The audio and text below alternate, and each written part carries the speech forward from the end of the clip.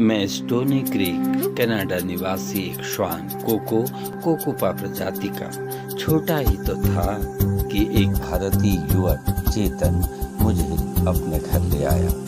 मात्र 22 दिन का था मैं। डरा हुआ था मन कि चेतन अकेला रहता है, मेरा पालन पोषण कैसे करेगा और कैसे अपने ऑफिस जाएगा, अपने काम संभालेगा। लेकिन इतनी जबरदस्त ट्रेनिंग, इतना प्यार मुझे चेतन ने दिया कि मैं कभी जीवन में भूल ही नहीं सकता। मुझे सजाता, संवारता, खिलाता, प्यार करता और मैं उसकी प्रतीक्षा करता। मेरी ट्रेनिंग प्रारंभ हो चुकी थी।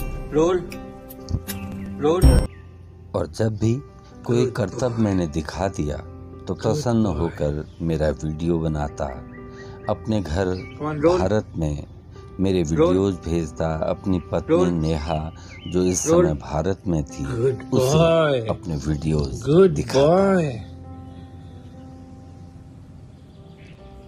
छोटी सी दुनिया थी हमारी, मैं और चेतन। बस प्रतीक्षा थी तो नेहा के कनाडा आगमन की। उधर मेरी ट्रेनिंग भी चल रही थी और हम प्रतीक्षा कर रहे थे नेहा के कनाडा आगमन की। अब आप भी कह रहे होंगे कि मैं स्वयं को श्वान क्यों कह रहा हूँ। भारतीय संस्कारों में पला हूँ ना, इसलिए श्वान कह रहा हूँ। बस उछल उछल कर मैं चेतन को रिझाता। मुझे पता था कि जब मैं रोल करता हूँ तो चेतन खुश हो जाता है। हरी हरी घास में खेलना मेरा पसंदीदा खेल था। जब कभी चेतन का कोई मित्र कहता कि खूब उछलता है, कूदता फांदता है, कभी कभी इसे पनिश भी तो किया करो, तो चेतन कहता, हमारे राष्ट्रपिता महात्मा गांधी कहते हैं, किसी देश की महानता और नैतिक प्रगति को पशुओं के प्रति व्यवहार में आंका जा सकता है, और हम तो भारतवासी हैं।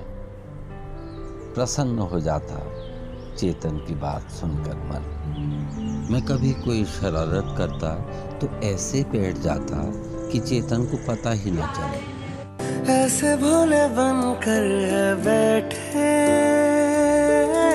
जैसे कोई बात नहीं। उस दिन मेरी खुशी का ठिकाना नहीं रहा। नेहा कनाडा पहुंच चुकी थी। मुझे खिलाती पिलाती, बहुत प्यार करती। चेतन और नेहा के दिनचर्या का हिस्सा था कि खुले मैदान में एक और चेतन, एक और नेहा, और मैं इधर से उधर, उधर से इधर दौड़ भागकर खुशी व्यक्त करता था। अब नेहा भी मुझे अभ्यास कराती थी, प्रशिक्षित करते रहती थी नए नए कर्तव्यों के लिए। खुशी में दिन बीत रहे थे। और जब भी कोई नेहा से कहता कि बहुत परेशान करने लगा है कोको, इसे पनिश क्यों नहीं करती हो, तो नेहा भी कहती कि अब्राहम लिंकन ने लिखा है कि मुझे उस आदमी के धर्म के प्रति कोई दिलचस्पी नहीं है जो अपने कुत्ते व बिल्ली के साथ अच्छा व्यवहार न करता हो। बर्फ जो पड़ गई तो समझिए कि मेरा त्योहार आ गया। मैं नेहा को जिद करता कि चलो बर्फ में खेलने, और नेहा बर्फ में मुझे खूब खिलाती। एक बार तो बर्फ में मेरे बाल इतने कड़े हो गए, बर्फ जम गई मेरे बालों में। मुझे गुनगुने पानी में टब में डाला गया, तब जाकर मेरे बाल फिर सिल्की हो गए, हवाओं में उड़ने लगे। चेतन और नेहा की खुशी का कोई ठिकाना ही नहीं था। कोको, कोको, कोको, कोको, कोको, कोको। मुझे पता था कि मेरा रोल करना, मेरा उछलना, मेरा घूमना चेतन और नेहा को बहुत पसंद है।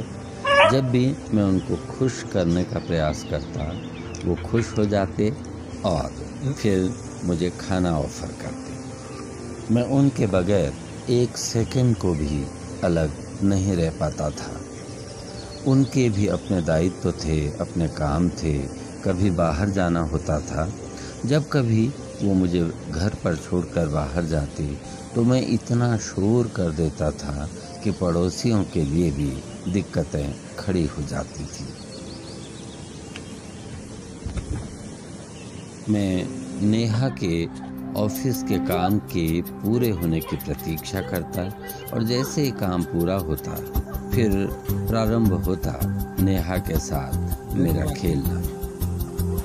इधर एक खबर आई थी कि नेहा के दादाजी चोटिल हुए, संभवतः उसे भारत कुछ दिनों के लिए जाना था।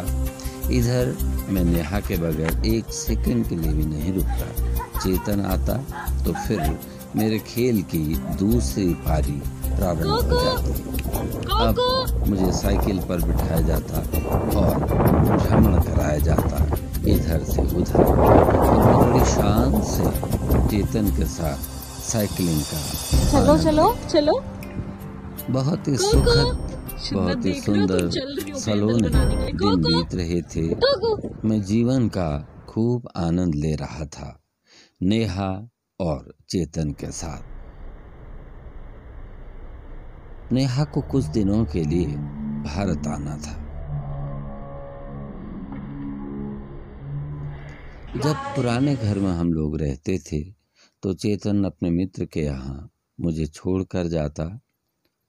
शाम को ऑफिस से लौटते वक्त मुझे वापस ले जाता, लेकिन अब यहाँ से चेतन के मित्र का घर बहुत दूर था और अब तो अकेले रहना मेरे लिए असंभव था।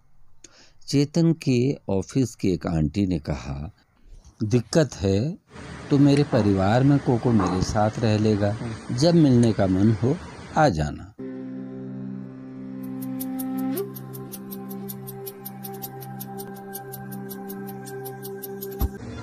आज मुझे आंटी के घर जाना था। मैं बार बार टुकुर टुकुर चेतन को निहार रहा था, उसे करतब दिखा रहा था। न जाने कब अब मिलना हो पाएगा। पहले तो लीश उठाकर मैं खुद ही गाड़ी में चला जाता था, लेकिन आज मेरा मन लीश उठाने को बिल्कुल नहीं कर रहा था। चेतन बार बार कह रहा था, कम ऑन लेट्स गो, लेकिन नहीं, मेरा मन आज बिल्कुल लीश उठाकर जाने को नहीं कर रहा था। मैं समझता था कि चेतन की आंखों में आंसू हैं, वो दिखावे में खुशी व्यक्त कर रहा है। खैर मैंने लीश उठाई और मैं बोझिल कदमों के साथ गाड़ी की ओर चलने लगा। और दिनों गाड़ी में बैठकर मैं खूब शरारतें करता था। आज मैं चुपचाप गाड़ी में बैठ गया, मैंने पलट कर भी नहीं देखा। मुझे विदा करते समय तो चेतन खुश दिखाई दे रहा था, लेकिन मैंने पलट कर देखा, उसकी आंखें भरी हुई थी। सजल नेत्रों से वो मुझे विदा कर रहा था। मैं आंटी के घर पहुंच चुका हूँ। आंटी के घर के सभी लोग बहुत अच्छे हैं। तरह तरह के वस्त्र और तरह तरह के पकवानों से मुझे रिझाया जाता है। चेतन को फोन किया जा रहा है, चेतन कोको से मिलने कब आ रहे हो? चेतन का उत्तर है, रात में जब भी नींद खुलती है कोको की याद आती है तो दिल में एक हूक सी उठती है, दर्द सा होता है। आंटी कह रही हैं कि तब तो अभी कोको से मिलने नहीं आओ, तुम रुक नहीं पाओगे। मैं यहाँ खुश हूँ, लेकिन मैं भूल नहीं पाता चेतन और नेहा का वो साथ, उनके साथ बिताए हुए वो पल, वो चेतन की मुझे दी हुई ट्रेनिंग, कितने प्यार से मुझे साइकिल पर बिठाकर इधर उधर घुमाता था। कैसे भूल सकता हूँ मैं वो पल। अक्सर उनकी याद मुझे आती है, मन करता है, लगता है मुझे चेतन और नेहा आवाज दे रहे हैं। चैतन्य कहते प्रख्यात लेखक खुशवंत सिंह जी कहते थे कि मेरे मित्रों की सूची में सबसे ऊपर मेरे पेट का नाम है। आज मुझे वो शब्द भी याद आ रहे हैं। रात हो चुकी है, उन मीठी यादों को मन में संजोकर चलो अब सो भी लिया जाए।